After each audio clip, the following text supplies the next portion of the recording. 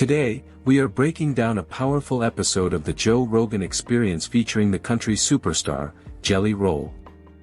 This isn't just an interview about music, it is a raw, emotional masterclass on weight loss, addiction, and the spiritual redemption of a man who once thought he wouldn't live past 40.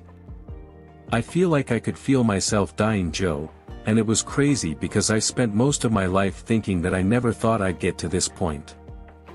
Full interview link is in the description. Let's dive in. Jelly Roll has lost a massive amount of weight, but he explains to Joe that this isn't just about shrinking his body, it's about a total cellular and spiritual replacement. You know what I mean? So like, I was looking at it at first like I'm restoring my heart. But then when you're saying that, I'm like, no, I didn't restore my heart. I got a whole new heart. This is a brand new heart, Joe. You know what I mean? Yeah. It might be cloaked as the old one, but God touched it. It's a whole new heart, baby. Well, it's a different heart. Every 7 Jelly frames his transformation not as fixing a broken machine, but as becoming a completely new creation. It's a powerful mindset shift. You aren't repairing your old self, you are slowly replacing it, cell by cell, decision by decision. When we want to change, we want it now. Jelly shares a piece of wisdom from Tony Robbins that helped him stay the course when the scale wasn't moving fast enough. Hell, you've been working. You know, it's not like a new thing. Your body's acclimated to it. You could really tell. It's like, and I heard Tony Robbins once say that we grossly overestimate what we can do in a year and we underestimate what we can do in a decade. And for people that might be listening to this that are dealing with severe obesity, I want to give you this game. You will grossly overestimate what you can do in 90 days, but underestimate. This is the trap of New Year's resolutions. We quit because we don't see results in 3 months. Jelly's advice is to extend your timeline.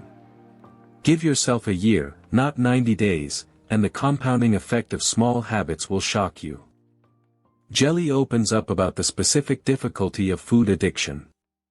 Unlike drugs or alcohol, you cannot simply go cold turkey on eating. Biological loop that I didn't know how to interrupt. That's a good way to put it. You know what I mean? That's good. The problem with food addiction, as opposed to every other addiction, is that you have to keep doing the thing you're addicted to. It's the only one. And it's everywhere. Yeah. Not that crack isn't everywhere and heroin isn't everywhere, but it's not. I've never. Yeah, I've there's never not seen heroin on this table. You know what I'm saying? There's a cookie on here somewhere, food, probably. There has been. Yeah. But food is something that you need to sustain you, to keep alive. Like, imagine if you were a gambling addict, but you had. This highlights why obesity is such a complex battle. You have to face your drug 3 times a day just to survive. It requires a level of discipline and modulation that total abstinence does not. For a long time, Jelly's ego prevented him from succeeding. He shares a pivotal quote from a children's book that changed his entire approach to vulnerability. 7-minute read that will change your life. But there's a quote in there that goes, I forgot if it was the mole, but the fox or something looks at the horse and goes, "What's the hardest thing you've ever done in your life?" And the horse goes, "Ask for help."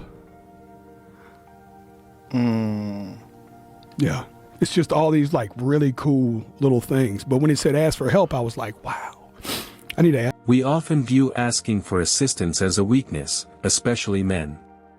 Jelly realized that asking for help was actually the bravest, most difficult thing he could do, and it was the key that finally unlocked his progress. The physical effects of a poor diet are often invisible to us until they're gone. Jelly tells a wild story about how cutting out sugar literally changed his vision. You know, I was always off. Dude, I'd say 9 months into no sugar, I forgot what it was, but it was a plant at our house. And I come outside and I grab my wife and I go, "Dude, how long have we had that pretty purple tulip there?" Or whatever it was. And she goes, "What?" I was like, "That is the prettiest purple plant I've ever seen." She was like, "You've walked by that plant for 2 years. What are you talking about?" I was like, there's no way we've had a plant that pretty. I didn't notice it for 2 years. It was bright purple, Joe. I mean, it was screaming holy robe purple. This is a terrifying example of inflammation. His body was so focused on survival and processing toxins that it shut down sensory processing. Getting healthy didn't just make him thinner, it made the world brighter. You cannot heal in the same environment that made you sick. Jelly explains his strategy for escaping his old habits by changing his social circle. I don't like it when we give you compliments, but we think about it.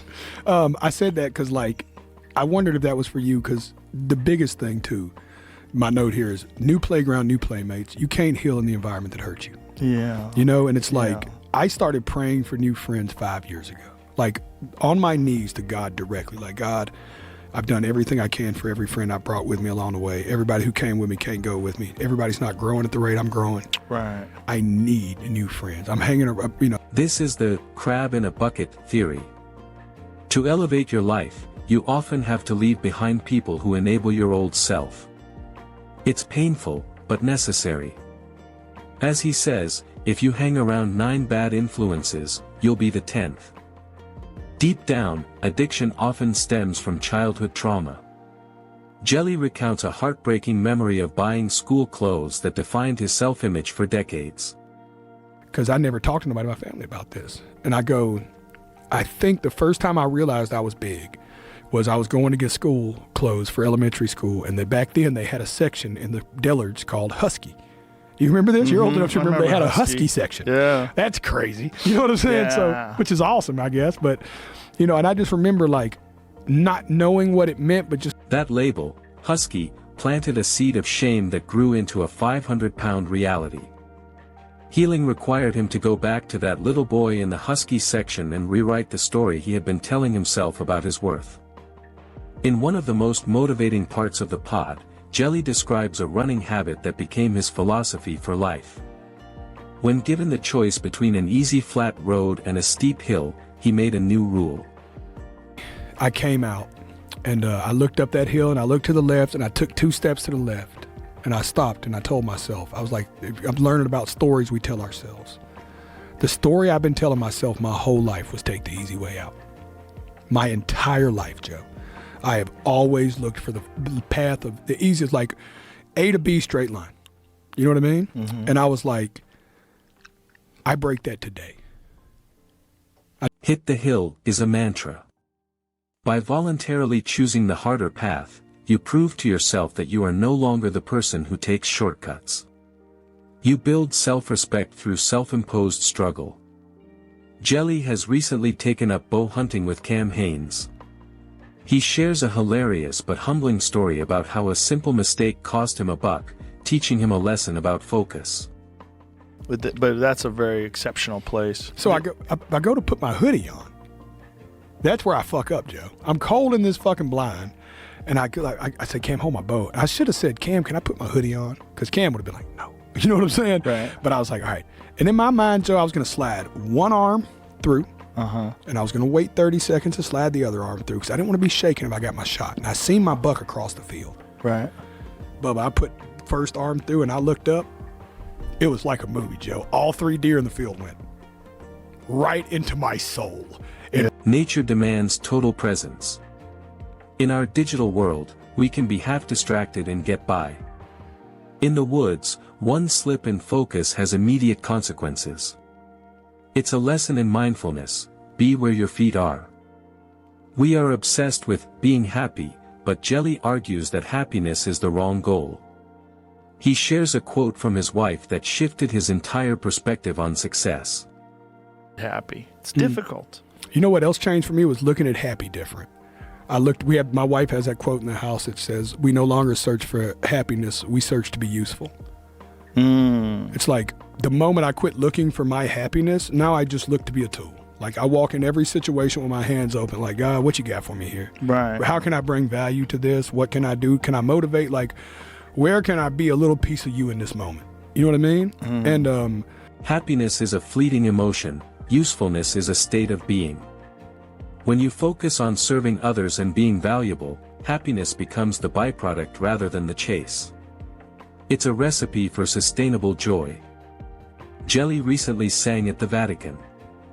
He admits he felt like a fraud, a sinner among saints, until a moment with Jennifer Hudson clarified his purpose.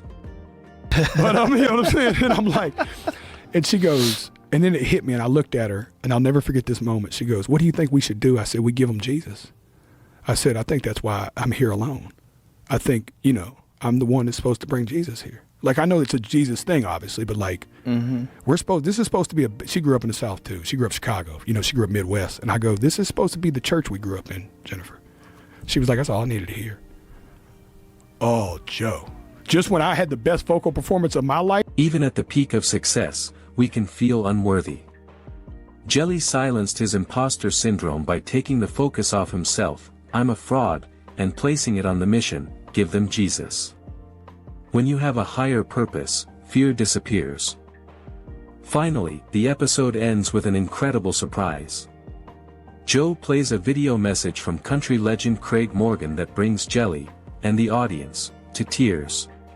Music does really well. And who would have ever dreamed back then that I'd be back at the Opry House today to say, Jelly Roll, you're officially invited to become a member of the Grand Ole Opry. It's an honor to say welcome to the family, brother.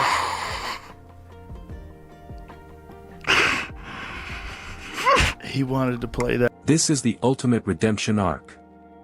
The ex-convict who watched the Opry from the cheap seats is now a member of the family. It proves that no matter where you start, or how far you fall, you can write a new ending. What a journey. If we boil this conversation down to 3 key insights, they are, 1. Change your timeline. Stop underestimating what you can do in a year. 2. Change your playground. You can't heal in the environment that broke you. 3. Hit the hill. Voluntarily choose the hard path to build the resilience life requires. What is the hill in your life right now that you've been avoiding, and what would happen if you decided to run up it tomorrow? If this summary inspired you, please hit the like button and leave a comment with your answer. Don't forget to subscribe to Synthesize for more powerful breakdowns. See you in the next one.